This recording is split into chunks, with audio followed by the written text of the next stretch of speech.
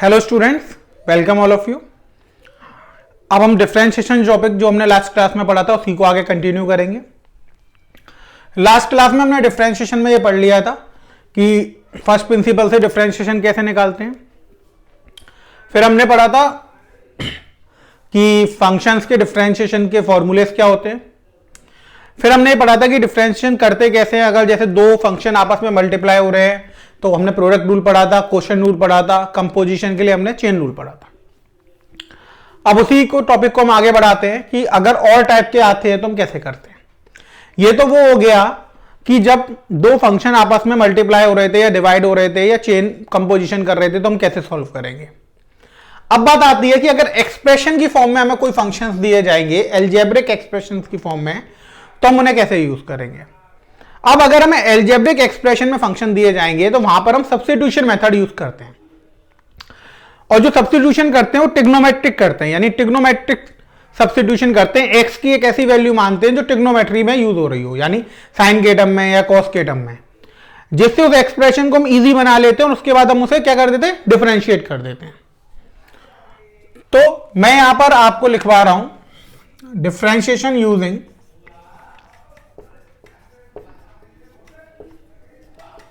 Substitutions या फिर trigonometric substitutions.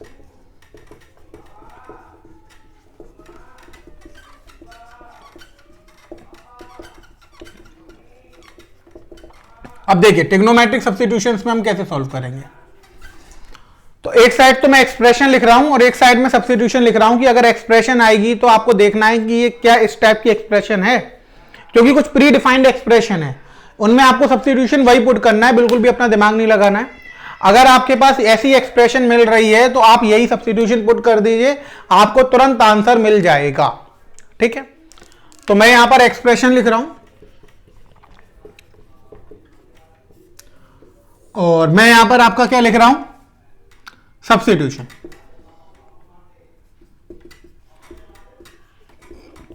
अब देखिए पहली एक्सप्रेशन अगर होगी तो ए स्क्वायर प्लस एक्स स्क्वायर की। अब एक्सप्रेशन जब आएगी तो सब्स्टिट्यूशन हमें ऐसा करना पड़ता है कि जो एक्सप्रेशन में दो टर्म है वो खत्म होकर एक सिंगल टर्म बन जाए, क्योंकि अगर ये सिंगल टर्म बन जाएगा तो सिंपलेस्ट फॉर्म आ जाएगी, डिफरेंशिएशन करना इजी रहेगा। अब ए स्क्वायर प्लस एक्स स्क्वायर है तो प्लस के केस में हमें पता है कि tan theta one plus tan square theta कितना बन जाता है, सेक स्क्वायर थीटा, या फिर one plus cot square theta कितना बन जाता है, कोसेक स्क्वायर थीटा। तो उसी को ध्यान में रखते हुए हम सब्स्टिट्यूशन मानते हैं। तो यहां पर हम एक्स की वैल्यू जो मानेंगे वो या तो हम ए टेन थीटा मानेंगे या फिर ए कॉट थीटा मानेंगे। अब देखिए अगर आप एक्स को यहां पर ए टेन थीटा रख देते हैं तो ये हो जाएगा ए स्क्वायर प्लस ए स्क्वायर टेन स्क्वायर थीटा, यही हो जाएगा। ए स्क्वायर कॉमन ले लीजिए, one plus tan square theta कितना हो जाएगा, सेक स्क्वायर थीटा, ए स्क्वायर सेक स्क्वायर थीटा आ जाएगा, सिंगल टर्म में चेंज हो गया। तो ये जो मैंने आपको बताया वो याद रखने का तरीका बताया है कि आप कैसे याद रखेंगे कि सब्स्टिट्यूशन क्या मानना है। अगला लेते हैं हम, सेकेंड हम मानते हैं ए स्क्वायर माइनस एक्स स्क्वायर। अब ए स्क्वायर माइनस एक्स स्क्वायर करना है आपको। अब एक्स स्क्वायर कब होगा, जब one minus sine square theta, cos square theta बन जाता है। One minus cos square theta कितना बन जाता है, साइन स्क्वायर थीटा। तो यहां पर आप एक्स को क्या मानेंगे, ए साइन थीटा या फिर ए कॉस थीटा। अगला लेते हैं थर्ड आपके पास आता है एक्स स्क्वायर माइनस ए स्क्वायर। अब एक्स स्क्वायर माइनस ए स्क्वायर में कैसे आ जाएगा, तो वो आपके पास आ जाएगा sec square theta minus one, sec square theta minus one कितना हो जाएगा, टेन स्क्वायर थीटा। इसी तरीके से cosec square theta minus one कितना हो जाएगा, कॉट स्क्वायर थीटा। तो यहां पर आप एक्स को क्या मानेंगे, ए सेक थीटा या फिर ए कोसेक थीटा। इतनी बात आप सबको समझ में आ गई। नेक्स्ट सब्स्टिट्यूशन फोर्थ, अगर आपके पास इस तरीके की फॉर्म आती है कि रूट के अंदर ए माइनस एक्स या फिर अपॉन में ए प्लस एक्स या फिर अंडर रूट में ए प्लस एक्स ओवर ए माइनस एक्स, इस तरीके की फॉर्म आती है, तो यहां पर आप एक्स को सब्स्टिट्यूट करेंगे ए कॉस टू थीटा। क्या मानेंगे, ए कॉस टू थीटा। उससे क्या फायदा होगा, जैसे ए कॉस टू थीटा रखा, ए कॉमन आ गया, one minus cos two theta और नीचे हो गया one plus cos two theta. One minus cos two theta को ऊपर क्या लिख लेंगे आप, टू साइन स्क्वायर थीटा, और नीचे one plus cos two theta को क्या लिख लेंगे, two cos square theta. Solve हो जाएगा, एक ही सिंगल टर्म आ जाएगा टेन थीटा में। इसी तरीके से जो सब्स्टिट्यूशन है, अगर मान लीजिए आपके पास ये फॉर्म आती है कि अंडर रूट में A square minus X square A square plus x square, या फिर वही उल्टा हो जाता है, अंडर रूट में A square plus x square upon में A square minus X square. अब यहां पे आप क्या मानेंगे, तो यहां पे आप एक्स स्क्वायर को मानेंगे ए स्क्वायर कॉस 2 थीटा। क्या मानेंगे, ए स्क्वायर कॉस 2 थीटा, ये 2a स्क्वायर नहीं है। अब ए स्क्वायर कॉस 2 थीटा रखेंगे तो ए स्क्वायर तो बाहर आ जाएगा, 1 minus cos 2 theta 1 plus cos 2 theta बन जाएगा। आप फिर से सॉल्व कर लेंगे। तो ये सारी बातें आपको समझ में आ गई। यानी अगर इस टाइप के एक्सप्रेशन आपके पास आएंगे तो इस तरीके का सब्स्टिट्यूशन लगाकर आप उन्हें सॉल्व कर सकते हैं, इसमें कोई दिक्कत तो नहीं है। सब्स्टिट्यूशन आपको समझ में आ गए, यानी जो भी एक्सप्रेशन आएगी उसके हिसाब से आप सब्स्टिट्यूशन लगाएंगे और सॉल्व कर लेंगे। ओके स्टूडेंट्स, अब बात आती है कि हमने डिफरेंशिएशन तो पढ़ लिया सर, हमें डिफरेंशिएशन समझ में भी आ रहा है, सब्स्टिट्यूशन भी आ गया। अब जो हम dy बाई dx निकाल रहे हैं ये है क्या? अब डिफरेंशिएशन तो कर लिया, dy बाई dx भी कर लिया, हमें ये भी लिख लिया कि इसे हम बोलते क्या है, differentiation of y with respect to x। अब लेकिन अगर हम ज्योमेट्रिकली मीनिंग जाने तो dy बाई dx का मीनिंग होता क्या है? अब देखिए, जैसे आपके पास लिखा हुआ है dy बाई dx, तो ये आपने पढ़ लिया differentiation of y with respect to x। इतनी बात आप सबको समझ में आ गई कि dy बाई dx क्या हुआ, differentiation of y with respect to x। ये सब तो आपको क्लियर हो गया। अब आप कहेंगे सर हमें ये समझ में भी आ गया, लेकिन ज्योमेट्रिकली क्या मीनिंग है इसका, dy बाई dx है क्या? तो बच्चों जो dy बाई dx है वो एक तरीके से स्लोप का नोटेशन है। किसका नोटेशन है? स्लोप का। dy बाई dx जो है वो आपको स्लोप बता रहा है कि हम उस पॉइंट पर, जैसे हमारे पास एक कोई कर्व है y equal to f x, तो इस पॉइंट पर अगर हमने डिफरेंशिएशन कर रहे हैं तो इस पॉइंट पर फंक्शन की स्लोप क्या है, इस पॉइंट पर फंक्शन की स्लोप क्या है वो हम dy बाई dx से पता कर रहे हैं कि हमें स्लोप कैसे पता लगेगी। यानी स्लोप का मतलब हो गया कि angle made by tangent with positive direction of x axis in anti clockwise direction. यानी उस कर्व पर अगर हम उस पॉइंट पर टेंजेंट ड्रॉ कर दें, क्या ड्रॉ कर दें, टेंजेंट ड्रॉ कर दें, तो वो टेंजेंट पॉजिटिव एक्स डायरेक्शन से एंटी क्लॉकवाइज में एंगल जो बना रही है उसको अगर हम tan थीटा के साथ कैलकुलेट करें तो क्या वैल्यू आएगी। आई बात समझ में? तो स्लोप की डेफिनेशन क्या होती है, tangent of angle made by line made the angle made by line with positive direction of x axis in anti clockwise direction taking with tangent called slope. इतनी बात आपको समझ में आ गई कि उस पॉइंट पर अगर हम टेंजेंट ड्रॉ करेंगे, उस पॉइंट पर हमने टेंजेंट ड्रॉ कर ली तो वो जो लाइन है वो positive direction of x axis से एंटी क्लॉकवाइज डायरेक्शन, ये positive direction of x axis हो गई, एंटी क्लॉकवाइज डायरेक्शन में जो एंगल बना रही है उसको अगर हम tan थीटा के साथ ले लेंगे तो जो वैल्यू आएगी उसको हम क्या बोलेंगे, स्लोप। तो ये इसका ज्योमेट्रिकल इंटरप्रिटेशन होता है। अब ग्राफ की मदद से आप ये भी बता सकते हैं कि इस पॉइंट पे फंक्शन डिफरेंशिएबल होगा या नहीं होगा। अब आप कहोगे तो सर आपने बिल्कुल नई बात बता दी। हां बच्चों, आप ग्राफ की मदद से भी बता सकते हो कि वो डिफरेंशिएबल होगा या नहीं होगा इस पॉइंट पे। कैसे? देखो, आप मान लीजिए आपने y equals to sine x का ग्राफ बनाया। अब y equals to sine x का जब आप ग्राफ बनाएंगे तो इस तरीके से ग्राफ बनेगा। अब आप देखेंगे क्या कोई शार्प पॉइंट मिल रहा है इस ग्राफ पर, तो आप देखेंगे कि इस पॉइंट पर कहीं भी कोई शार्प पॉइंट नहीं मिल रहा है। यानी आपने ये जो ग्राफ बनाया था ये ग्राफ फ्लोलेसली चल रहा है, कहीं भी कोई शार्प पॉइंट नहीं मिल रहा। शार्प पॉइंट नहीं मिल रहा, इसका मतलब है कि आपको ये फंक्शन एवरीवेयर डिफरेंशिएबल मिलेगा। अब शार्प पॉइंट का मतलब क्या होता है? शार्प पॉइंट का मतलब होता है कि ऐसा पॉइंट जहां पर स्लोप बदल रही हो।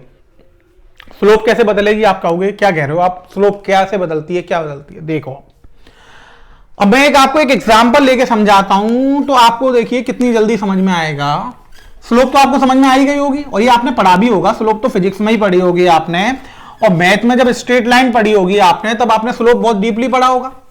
तो स्लोप तो आप सबको आता होगा, फिर भी मैंने एक बार रिवाइज करा दिया कि स्लोप होता क्या है, वरना आप सब जानते हो स्लोप होता क्या है।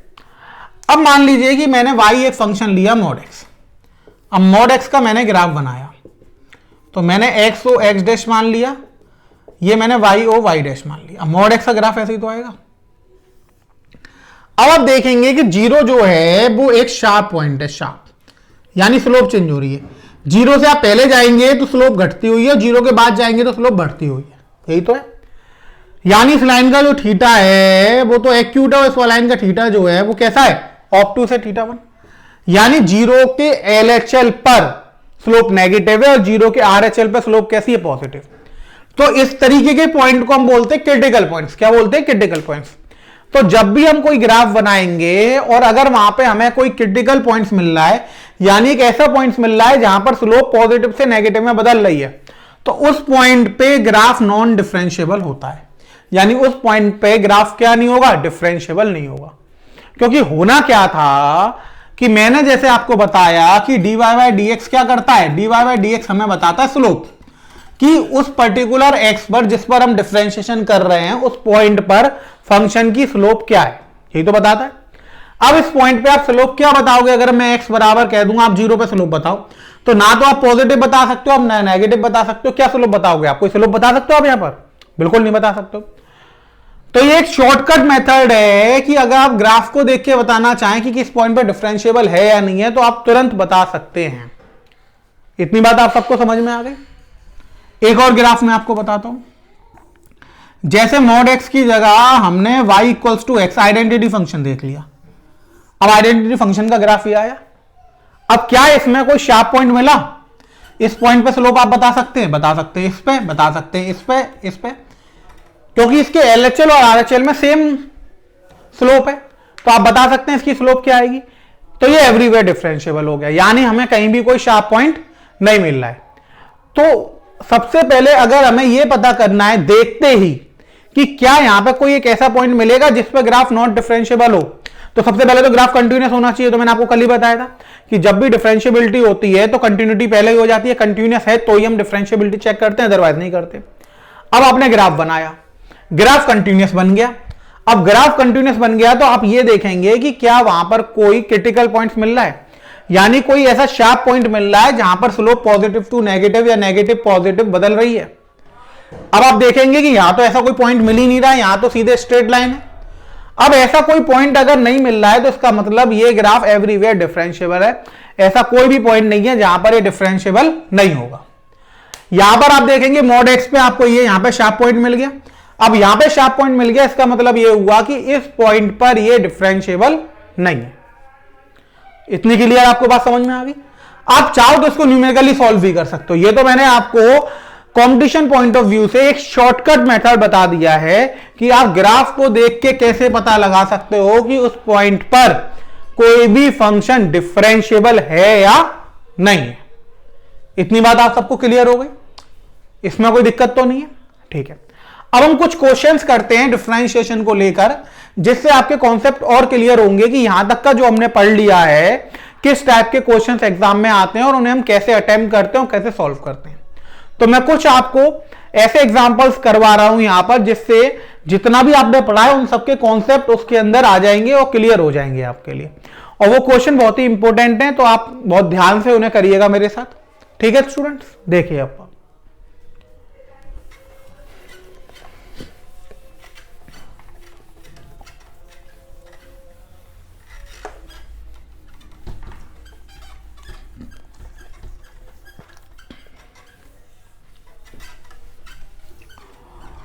अब देखिए, हमने लिया क्वेश्चन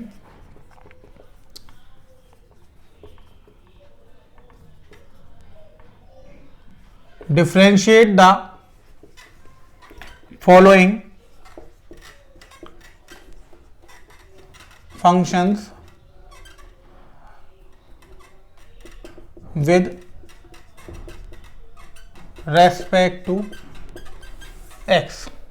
ठीक है, पहला दे दिया sine inverse sine x, x belongs to 0 से लेके 2 पाई, और दूसरा आपका दे दिया cos inverse cos x, x belongs to 0 से लेकर 2 पाई। अब देखिए हमें यहां पे क्वेश्चन दिया है कि क्वेश्चन में हमसे बोला है कि differentiate the following function with respect to x. पहला फंक्शन हमसे बोला है sine inverse sine x, x की वैल्यू जो है वो 0 से 2 पाई तक जा रही है। दूसरा फंक्शन हमसे बोला है cos inverse cos x, x की वैल्यू 0 से 2 पाई तक जा रही है। एक एक करके हम सॉल्व करेंगे। अब देखिए साइन इनवर्स साइन एक्स आपको चेक करना है। अब साइन इनवर्स साइन एक्स आपको चेक करना है। अब मान लीजिए क्वेश्चन कंपटीशन में आ गया, अब वो पूछेगा कितने पॉइंट ऑफ डिसकंटिन्यूटी हैं, कितने पॉइंट ऑफ डिसकंटिन्यूटी हैं, अब या फिर कितने पॉइंट ऑफ नॉन डिफरेंशिएबिलिटी है, कुछ भी पूछ सकता है वो। तो आप कैसे निकालेंगे, देखिए साइन इनवर्स साइन एक्स का ग्राफ मैंने आपको बनवाया हुआ है। 0 से लेके 2 पाई के बीच में ग्राफ बनाना है आपको। तो यहां से माइनस पाई बाई 2 ले लीजिए, ये पाई बाई 2 ले लीजिए, पाई 3 पाई बाई 2, 2 पाई और 5 पाई बाई 2, इतना ले लिया आपने। आपने ग्राफ बनाया था तो आपको याद होगा कि ये ग्राफ ऐसे बनना था। अब आप देखेंगे कि ये 0 है, 0 से लेके हमें कहां तक जाना था, 2 पाई तक। इसके बीच में कितने शार्प पॉइंट आ रहे हैं, 1 और 1 2। अब मैंने जब 0 से 2 पाई तक ग्राफ बनाया तो क्या मुझे कहीं पेन उठाने की जरूरत पड़ी, नहीं पड़ी। मैंने बिना पेन उठाई तो बनाया, यहां से मैंने स्टार्ट करा था, ये क्या कोई ब्रेक या जंप है, नहीं है। तो कोई पॉइंट ऑफ डिसकंटिन्यूटी मिलेगा अगर वो पूछता है तो नहीं मिलेगा, क्योंकि आपने ग्राफ से बता दिया। कितना आसान हो गया। आप देखिए अगर आपको ये ग्राफ याद है साइन इनवर्स साइन एक्स का, जो कि हमने इनवर्स ट्रिग्नोमेट्री में पढ़ा था, अगर आपको वो याद है तो कितना आसान हो गया ये क्वेश्चन। आप देखिए ना कितना आसान आ गया आपके लिए। वो कहेगा कि क्या कोई पॉइंट ऑफ डिसकंटिन्यूटी है इतने के बीच में, नहीं है, हमने ग्राफ बिना पेन उठाए बनाया है। अब वो कहेगा क्या नॉन डिफरेंशिएबिलिटी का कोई पॉइंट मिलेगा। आप देखेंगे कि क्या 0 से 2 पाई के बीच में कोई शार्प पॉइंट मिल रहा है आपको, तो 0 पे तो है नहीं, पाई बाई 2 पर है, पाई पर भी नहीं है, 3 पाई बाई 2 पर है, 2 पाई पर भी नहीं है, तो 2 मिल रहे हैं, पाई बाई 2 3 पाई बाई 2। तो सर 2 पॉइंट पे नॉन डिफरेंशिएबल होगा। ये किस किस पॉइंट पर होगा, 2 पॉइंट्स पर होगा, पाई बाई 2 पर और 3 पाई बाई 2 पर।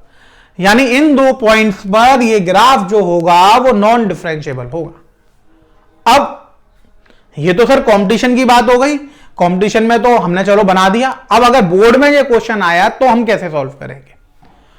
ये तो मेरे को आपकी बात समझ में आ गई सर, ये कंपटीशन का हो गया, तो आपको ये बात मेथड समझ में आ गया कंपटीशन से रिलेटेड। यानी आपको पेन भी नहीं चलाना पड़ा, पेन भी नहीं चलाना पड़ा और आपने आंसर निकाल दिया। अब मान लीजिए बोर्ड में ये क्वेश्चन आता है। अब बोर्ड में क्वेश्चन आता है तो सबसे पहले आपने क्या करना है कि हम सॉल्यूशन कर रहे हैं पहले वाले का, ठीक है, कोई बात नहीं।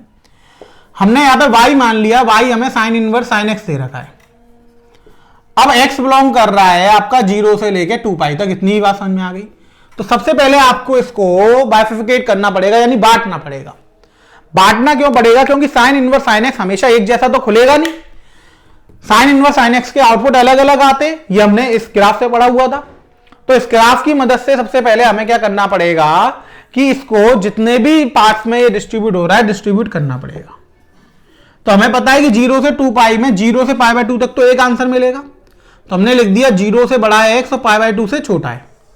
0 से बड़ा है x और पाई बाई 2 से छोटा है, 0 बैक को ले लिया। फिर दूसरा जो इंटरवल बनाया वो हमने बनाया कि पाई बाई 2 से बड़ा है और 3 पाई बाई 2 से छोटा है। और तीसरा हमने बना दिया कि 3 पाई बाई 2 से बड़ा है और 2 पाई से कैसा है, छोटा है या 2 पाई पे बराबर है। ये हमने बना दिया। 0 से 2 पाई तक ही तो करना था, 0 से लेके पाई बाई 2 हमने एक बना दिया क्योंकि यहां पर एक अलग है। इसके बाद फिर चेंज हो रही है लाइन, पाई बाई 2 से 3 पाई बाई 2 एक बना दिया, फिर लाइन चेंज हो गई और 3 पाई बाई 2 से 2 पाई तक एक बना दिया। अब हम लिखेंगे कि किस टाइप का आउटपुट मिलेगा। तो माइनस पाई बाई 2 से पाई बाई 2 तक ये वाली लाइन क्या देती है, y इक्वल्स टू एक्स। ये वाली लाइन क्या देगी, y equals to x minus 2 pi, यही तो देगी। और ये वाली लाइन क्या देगी बताइए, y equals to pi minus x, यही तो आएगा।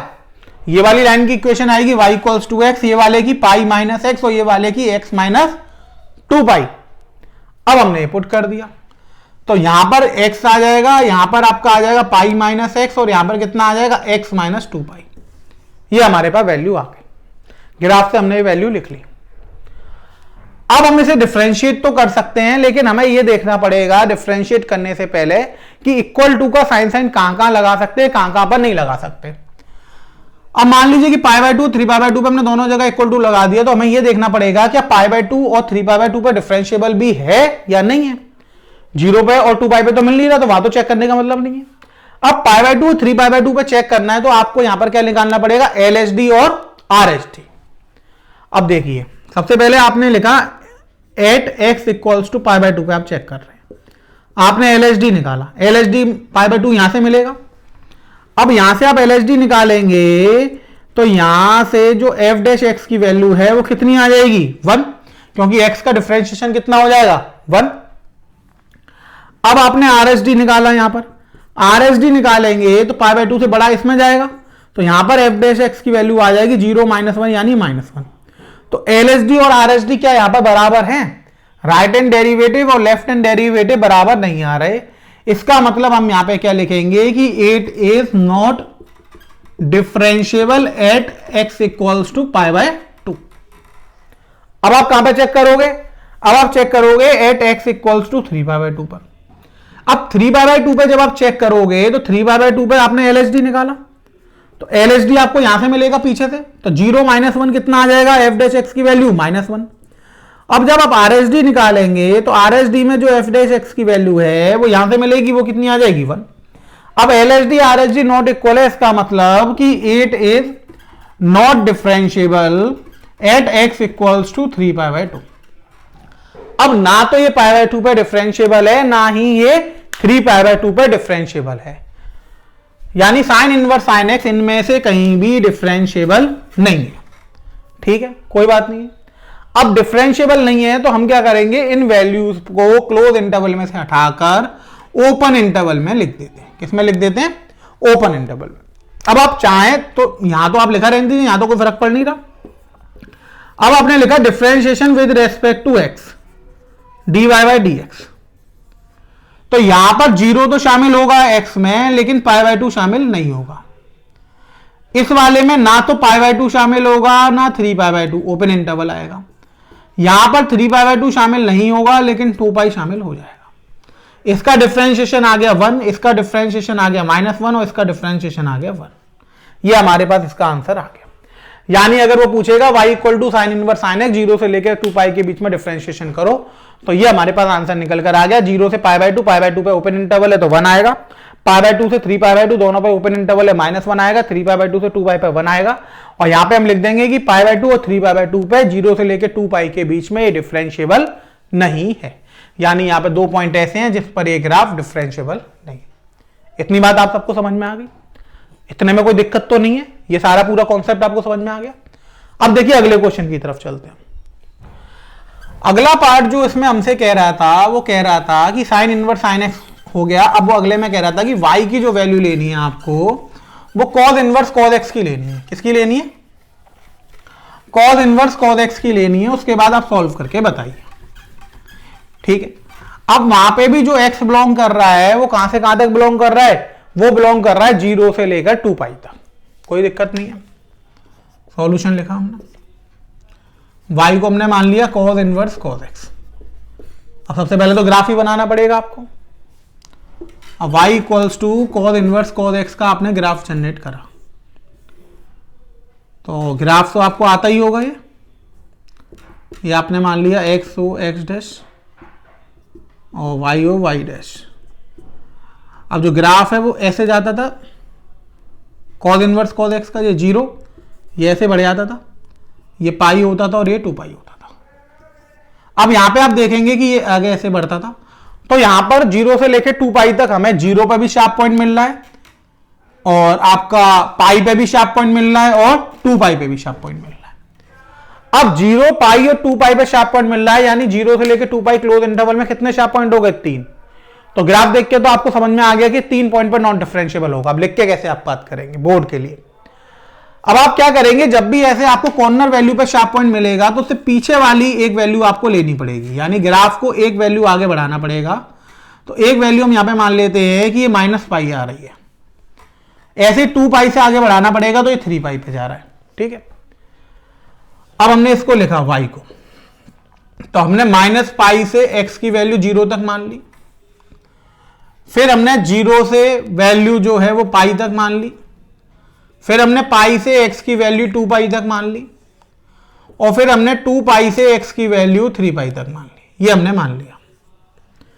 अब हमने लिखा है इक्वेशन, तो ये तो y equal to minus x होता है, ये वाली y इक्वल्स टू एक्स होता है, ये आप देखेंगे तो नेगेटिव स्लोप जा रही है, y equals to 2 pi minus x हो जाएगा, ये फिर से पॉजिटिव स्लोप जा रही है तो y equals to x minus 2 pi हो जाएगा। ठीक, अब आपको इसके लिए आप माइनस एक्स लिखेंगे, इसके लिए x लिखेंगे, इसके लिए आप 2 पाई माइनस एक्स लिखेंगे, इसके लिए आप x माइनस 2 पाई लिखेंगे। अब आपको चेक करना 0 पे, पाई पर और 2 पाई पर। अब सबसे पहले आपने एट x इक्वल्स टू 0 पे चेक करा, LHD देखिए आप 0 पे इधर जाएगा, LHD कितनी आ जाएगी -1, और RHD कितनी आ जाएगी, 0 से आगे जाएंगे तो 1, इक्वल नहीं है, यानी 0 पे नॉन डिफरेंशिएबल है। तो आप लिखेंगे नॉन डिफरेंशिएबल एट, एक तो 0 आ गया।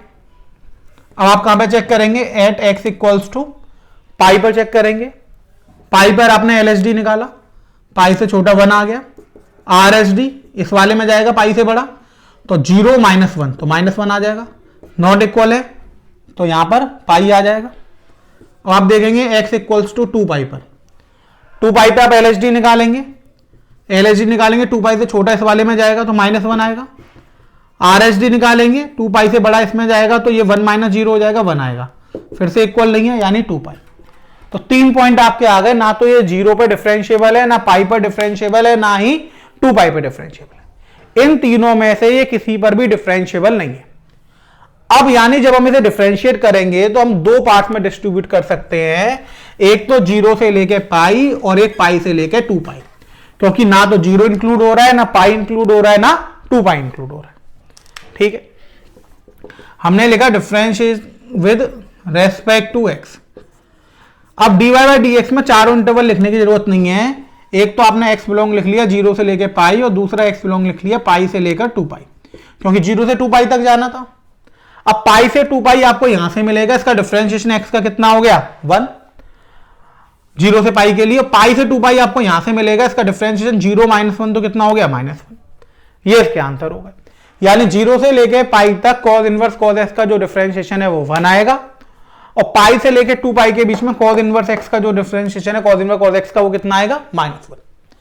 अब मैंने आपको बताया था कि dy बाई dx क्या बताता है, स्लोप बताता है। अब देखिए उस चीज को यहां से जोड़िए, 0 से पाई तक के लिए dy बाई dx की वैल्यू कितनी आ रही है 1, यानी किसी भी पॉइंट पर आप स्लोप निकालेंगे तो 1 आएगी। देखिए आप ये वाली लाइन एंगल कितना बनाती है 45 डिग्री, 45 डिग्री बनाती है, 10 45 की वैल्यू क्या होती है 1, तो यहां से यहां तक कोई भी पॉइंट ले लीजिए x पर, स्लोप कितनी मिलेगी 1। पाई से 2 पाई -1 दे रहा है, देखिए पाई से 2 पाई, ये वाला एंगल 135 डिग्री हो गया, 10 135 की वैल्यू कितनी होती है -1। कोई भी पॉइंट ले लीजिए पाई से 2 पाई के बीच में, लाइन की स्लोप कितनी मिलेगी -1। क्लियर हो गया, आपको समझ में आ गया dy बाई dx का ज्योमेट्रिकल इंटरप्रिटेशन क्या होता है। मैंने आपको बिल्कुल क्लियर बता दिया, ग्राफ से कंपटीशन फोकस से बता दिया, आपको कुछ भी दिमाग नहीं लगाना है, इजीली सॉल्व हो जाएगा। यानी आप क्वेश्चन पढ़ते ही उसका आंसर बता सकते हैं कि क्या आएगा। अब आंसर आपको पता है, बोर्ड में तो स्टेप मार्किंग होती है, आप उन्हें स्टेप वाइज लिखी आइए। जब आंसर आपको पता है तो गलती होने का तो मतलब ही नहीं बनता, यानी आप इसमें 100% मार्क्स ला सकते हैं। इतनी बात आप सबको समझ में आ गई बच्चों। तो ये हमारा एक क्वेश्चन हो गया। नेक्स्ट क्वेश्चन देखते हैं हम इसी से related.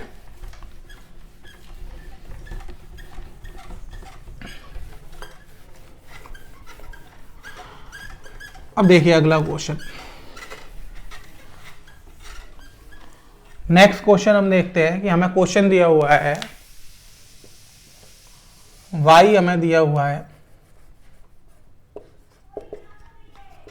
Sign inverse 3x minus 4x3। हमें यहां पे y की वैल्यू कितनी दे दी, हमें यहां पे y की वैल्यू दे दी sine inverse 3x minus 4x3। Question आ गया differentiation of y with respect to x when. पहला पार्ट दे दिया कि जो x की वैल्यू है वो -1/2 से कहां तक वेरी कर रही है, 1/2 तक वेरी कर रही है। दूसरा पार्ट हमें दे दिया कि जो x की वैल्यू है मान लेते हैं हम 1/2 से कहां तक वेरी कर रही है, 1 तक वेरी कर रही है। दो पार्ट हमें दे दिया, ये मान लेते हैं। क्वेश्चन हमने माना कि यहां पे हमें दे रखा है y equals to sine inverse 3x minus 4x cube. Differentiation of y करना है हमें with respect to x। When पहला पार्ट हमें दिया कि x की वैल्यू जो है वो -1/2 से 1/2 तक जा रही है, और दूसरा हमें दिया कि जो x की वैल्यू 1/2 से 1 तक जा रही है। अब आपको इसे डिफरेंशिएट करना है। अब आप dy/dx करेंगे और साइन इनवर्स का करेंगे, फिर 3x माइनस 4x क्यूब का करेंगे, यानी चेन रूल लगाएंगे तो बहुत लेंदी बन जाएगा ये आपके पास। अब बहुत लेंदी बनेगा क्योंकि चेन रूल में साइन इनवर्स x का 1/√1 माइनस एक्स स्क्वायर इसका करेंगे, फिर आप उसका करेंगे तो बहुत लेंदी बन जाएगा। तो इस टाइप के क्वेश्चन करने के लिए हम क्या करते हैं, सब्स्टिट्यूशन मेथड का यूज करते हैं। अब सब्स्टिट्यूशन में हम क्या करेंगे कि ये वाली एक्सप्रेशन मैंने आपको लिखवाई तो थी नहीं, सब्स्टिट्यूशन है। अब आपको कुछ ऐसा ट्रिग्नोमेट्रिक एक्सप्रेशन प्रूफ इसमें पुट करना पड़ेगा जिससे एक ही टर्म में चेंज हो जाए, एक सिंगल टर्म में क्या हो जाए, चेंज हो जाए। अब देखिए आप कैसे करेंगे। तो हमने सॉल्यूशन लिखा, y हमें दे रखा था sign inverse 3x minus 4x cube. अब आप देखेंगे अगर मैं x को यहां पर साइन थीटा रख दूं तो 3 sign theta minus 4 sine cube theta, अगर हम इसे पुट कर देंगे 3 sign theta minus 4 sine cube theta, तो ये जो वैल्यू है ये किसकी बन जाएगी, साइन 3 थीटा का फॉर्मूला बन जाएगा। बताइए, sine inverse 3 sine x minus 4 sine cube x जो है वो किसका फॉर्मूला बन जाता है, साइन 3x का। तो ऐसे क्वेश्चन में हम क्या कर लेते हैं, हम लेट कर लेंगे। हमने x को मान लिया यहां पर साइन थीटा, x को हमने क्या मान लिया, साइन थीटा, कोई दिक्कत नहीं है। y की वैल्यू कितनी हो गई, sign inverse 3 sign theta minus 4 sine cube theta. तो y की वैल्यू हो गई साइन इनवर्स, ये साइन 3 थीटा का फॉर्मूला हो गया। अब आप इसको निकाल सकते हैं कि y ये आ गया। अब इसको हम क्या लिखेंगे, सिंपलेस्ट फॉर्म में लिख सकते हैं। अब साइन इनवर्स साइन x को जो खोलने का तरीका है, फिर वही ग्राफ पे आके अटक गया कि साइन इनवर्स साइन x ऐसे तो खुलेगा नहीं, हर एक वैल्यू के लिए अलग अलग खुलेगा। तो अब कैसे खुलेगा वो देखिए। अब सबसे पहले हम बात करते हैं पहले पार्ट की। पहला पार्ट हमसे कहता है कि x की वैल्यू -1/2 से 1/2 में जा रही है। अब x हमने माना क्या था, साइन थीटा, इसका मतलब साइन थीटा की वैल्यू -1/2 से कहां तक जा रही है, 1/2 तक जा रही है। अब -1/2 कितना हो जाता है, साइन माइनस का π/6 साइन थीटा, और ये कितना हो जाता है, साइन π/6। इसका मतलब थीटा की वैल्यू जो है वो -π/6 से कहां तक वेरी कर रही है, π/6। अब यहां पे एंगल कितना है, 3 थीटा, 3 का इंटू कर दिया तो -π/2 से π/2। ठीक है। अब आपको करना क्या था, यहां पे साइन इनवर्स साइन एक्स का ग्राफ बनाना था। अब साइन इनवर्स साइन एक्स का ग्राफ तो इस तरीके से बनता है, y equals to sine inverse sine x. ये ग्राफ तो आपको पता है कैसे बनता है, ये ऐसे बनता है, ये 0 हो जाता है, माइनस का π/2, ये आपका π/2 आ जाता है, π/3/2। तो -π/2 से π/2 तक जो वैल्यू है वो कितनी मिलती है, y इक्वल्स टू x से मिलती है, यानी जो अंदर है वही मिल जाता है। तो पहले पार्ट के लिए क्या हो जाएगा, y equals to sine inverse sine 3 theta ही तो था, तो ये आ जाएगा y equal to 3 theta. Theta की वैल्यू आप यहां से पुट कर सकते हैं, y की वैल्यू आ गई 3 साइन इनवर्स x, क्योंकि हमने x को साइन थीटा माना था, थीटा हो गया साइन इनवर्स x। डिफरेंशिएट करना था dy/dx, तो 3 1/1 माइनस एक्स स्क्वायर, तो ये हो गया 3/√1 में 1 माइनस एक्स स्क्वायर। आ गया समझ में आपको, कितना इजी हो गया। देखिए आपने क्या करा, x को साइन थीटा माना, फॉर्मूला बन गया। अब इसको आपको ब्रेक करना है। अब इंटरवल दे रखा है, पहले में दे रखा है x की वैल्यू -1/2 से 1/2 जा रही है, x आपने साइन थीटा माना था, थीटा आपने निकाल लिया कि 3 थीटा की वैल्यू -π/2 से π/2, -π/2 से π/2 तक साइन इनवर्स साइन एक्स की तरह खुलता है, तो 3 थीटा आ गया। थीटा की हमने वैल्यू पुट कर दी, सॉल्व करके हमारे पास क्या आ गया, आंसर आ गया। पहला पार्ट हो गया आपका। अब इसी में हम क्या करते हैं, दूसरा पार्ट लेते हैं, यानी x का इंटरवल चेंज कर देते हैं। अब जब x का इंटरवल चेंज करेंगे तो नेक्स्ट इंटरवल है जो x का है वो हमें कितना दे रखा है, वो हमें दे रखा है 1/2 से 1 सेकंड में। हमने क्या करा, 1/2 से x 1 तक है, वही मान लिया साइन थीटा, 1/2 से 1, फिर से हमने साइन थीटा माना, ये हो गया आपका साइन पाई बाई 6 और ये हो गया साइन पाई बाई 2। तो थीटा की वैल्यू आ गई पाई बाई 6 से पाई बाई 2। अब है तो 3 थीटा ना, कोई बात नहीं, पाई बाई 2 से कितना हो गया 3 पाई बाई 2। अब आप यहां पर देखेंगे पाई बाई 2 से 3 पाई बाई 2 यानी पाई बाई 2 से 3 पाई बाई 2, ये वाली लाइन हो गई। इस वाली लाइन की इक्वेशन क्या होती है, y equals to pi minus x, यही तो होती है। तो यहां पर y equals to sine inverse sine 3 theta था, तो पाई माइनस एक्स हो जाएगी, तो ये हो जाएगा पाई माइनस 3 थीटा। अब pi minus 3 sine inverse X हो जाएगा, थीटा की वैल्यू तो साइन इनवर्स एक्स ही थी। अब आपने डिफरेंशिएट कर दिया d y by d x, तो इसका तो जीरो हो गया पाई का, -3 साइन का 1 अपॉन अंडर रूट में 1 माइनस एक्स स्क्वायर, तो कितना आ गया -3 अपॉन अंडर रूट में 1 माइनस एक्स स्क्वायर, ये आंसर आ गया। समझ में आ गया आपको ये? यानी अगर इस टाइप के क्वेश्चन आ रहे हैं जिसमें इंटरवल दे रखा है, उस टाइप के अगर क्वेश्चन आ रहे हैं तो आपको क्या करना है, इंटरवल के अकॉर्डिंग सॉल्व करना है। तो आप इसमें देखेंगे कि इन सब क्वेश्चंस में जो है वो ग्राफ बहुत यूज हो रहा है, साइन इनवर्स साइन एक्स या कॉस इनवर्स कॉस एक्स का। तो ये ग्राफ आपको ढंग से याद रखना है। जब मैंने इनवर्स ट्रिग्नोमेट्रिक पढ़ाया था तब भी मैंने आपको बताया था कि ये ग्राफ बहुत इंपॉर्टेंट होते हैं, अलग अलग जगह बहुत यूज में आएंगे। तो आपको ये ग्राफ ये मान लीजिए कि रट लेने हैं, सिंपल भाषा में बोलो, आप इन ग्राफ को रट लीजिए। हैं कितने, 3 ही तो हैं, sign inverse sine x, cos inverse cos x, tan inverse tan x, तीनों को रट लीजिए। कितने सारे क्वेश्चन भी तो सॉल्व हो रहे हैं, इनवर्स ट्रिग्नोमेट्रिक पूरा चैप्टर सॉल्व हो रहा है। डिफरेंशिएशन में आप देखिए सारे कंपटीशन के क्वेश्चंस आप ओरली सॉल्व कर पा रहे हैं, अगर आपको ग्राफ में याद है तो और क्या चाहिए आपको। यानी अगर आप 3 ग्राफ याद कर लेते हैं तो कितने बल्क में जो क्वेश्चन है वो आप कितने इजीली और टाइम सेविंग के साथ सॉल्व कर पा रहे हैं। कंपटीशन में आप कितना टाइम बचा पाएंगे इन 3 ग्राफ से। तो आपको इन तीनों ग्राफ को क्या कर लेना है, याद कर लेना है बिल्कुल। अगला क्वेश्चन देखिए, अगला क्वेश्चन किस टाइप का आएगा देखिए।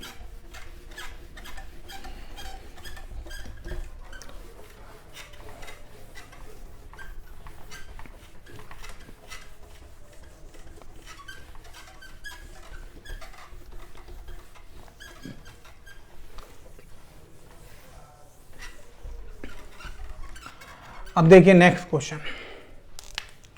नेक्स्ट क्वेश्चन हम मानते हैं कि हमें दिया है y equals to tan inverse under root में 1 plus x square minus x, और x बिलोंग कर रहा है r से। उसने कहा कि find dy by d x.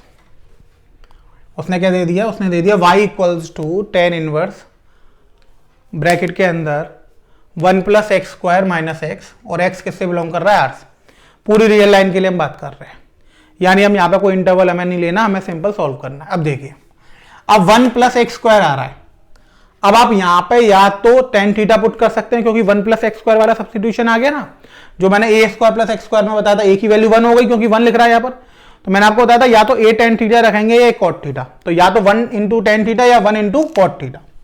यहां पर हम मान लेते हैं let x equals to cot theta, inverse है, टेन का इनवर्स है तो हम कॉट मान लेते हैं।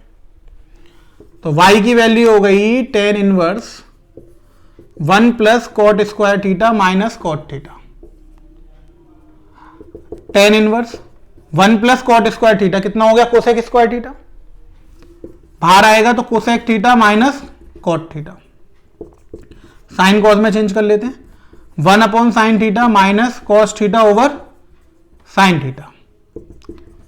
Ten inverse 1 minus cos theta upon में साइन थीटा, एलसीएम ले लिया। Tan inverse 1 minus sine theta को क्या लिखेंगे, 1 माइनस कॉस थीटा को 2 साइन स्क्वायर थीटा बाय 2, और साइन थीटा को आप क्या लिख सकते हैं, 2 sine theta by 2 cos theta by 2। 2 से 2 कट गया, साइन थीटा बाय 2 से साइन थीटा बाय 2 कट गया। अब sine theta by 2 upon cos theta by 2 कितना बन गया, टेन थीटा बाय 2। तो ये कितना हो गया, tan inverse tan theta by 2, यही हो गया। अब tan inverse tan theta by 2, 10 से 10 कट गया तो ये कितना आ गया, थीटा बाय 2। अब थीटा x आपने कॉट थीटा माना तो थीटा की वैल्यू कितनी होगी, कॉट इनवर्स x, तो हो गया 1/2 इंटू कॉट इनवर्स x। यहां से आपके पास y की वैल्यू आ गई 1/2 टेन इनवर्स है, वो 1/2 into cot inverse x। Simple बन गया बिल्कुल। आप देखिए, यानी इतनी बड़ी जो एक्सप्रेशन थी, अगर आप टेन इनवर्स का करते तो 1/1 प्लस एक्स स्क्वायर, इतनी बड़ी एक्सप्रेशन का आप करते तो सब्स्टिट्यूशन से फायदा क्या होता है कि जो बड़ी से बड़ी एक्सप्रेशन है वो सिंगल टर्म में चेंज हो जाती है। आपने कॉट थीटा माना, इतनी बड़ी जो एक्सप्रेशन थी वो सिंगल टर्म में आ गई, y equals to cot inverse x by 2, इतनी बात आपको समझ में आ गई। अब आप कॉट इनवर्स एक्स का यहां पे डिफरेंशिएशन कर सकते हैं। आपने लिख दिया differentiation with respect to x, तो dy बाई डी एक्स 1/2 तो ऐसे ही आएगा। कॉट इनवर्स एक्स का क्या होता है -1/1 प्लस एक्स स्क्वायर, तो ये क्या -1/2 ब्रैकेट में 1 प्लस एक्स स्क्वायर। कितना इजीली हो गया देखिए आप। अगर आप इसको वैसे करते तो बहुत पहले tan इनवर्स का कैपिटल एक्स मानकर करते, चेन रूल लगाते तो बहुत लंबा पड़ जाता। तो अब आपको करना क्या है कि जब बड़ी एक्सप्रेशन होगी तो आपको सब्स्टिट्यूशन का यूज करना है। सब्स्टिट्यूशन का फायदा क्या होता है कि जो एक से ज्यादा टर्म्स हैं या मल्टीपल टर्म्स हैं वो सिंगल टर्म में आके बदल जाते हैं। अब सिंगल टर्म में बदल जाते हैं तो डिफरेंशिएशन करना बहुत ही इजी हो जाता है हमारे पास। इतनी बात आपको समझ में आ गई। तो आज की क्लास में हमने बहुत सारे इंपॉर्टेंट टॉपिक्स डिस्कस करे। हमने ये करा कि सब्स्टिट्यूशन से कैसे क्वेश्चन सॉल्व होंगे। इसके बाद हमने ये करा कि अगर इनवर्स ट्रिग्नोमेट्री वाले डिफरेंशिएशन आ रहे हैं तो हम उनको कैसे सॉल्व करेंगे। ग्राफ को देख के हम कैसे बताएंगे कि कोई फंक्शन कहां पर डिफरेंशिएबल है कहां पर नहीं है। फिर हमने ज्योमेट्रिकल मीनिंग सीखा dy बाई डी एक्स का। तो आज की क्लास बहुत ही इंपॉर्टेंट थी बच्चों। Board plus competition point of view से आपने बहुत सारी नई चीजें यहां पर सीखी जो आपको और कहीं से सीखने को नहीं मिलेगी। तो आप इन बातों को ध्यान रखिएगा। जो ग्राफ वाला कॉन्सेप्ट है वो बहुत ही मैंने आपको शॉर्टकट बताया है जो आपको कोई नहीं बताएगा। बहुत ही आसान तरीका है, वहां से आप देखते ही आंसर बता सकते हैं। ठीक है स्टूडेंट्स, तो मुझे लगता है आज की सारे टॉपिक्स आपको क्लियर हो गए होंगे, समझ में आ गए होंगे। अगर आपको कहीं कोई कॉन्सेप्ट मिस हो रहा है तो आप एक बार वीडियो को दोबारा देखिएगा, आपको क्लियरली सबको समझ में आ जाएगा। तो आज की क्लास को हम यहीं खत्म करते हैं। Thank you students.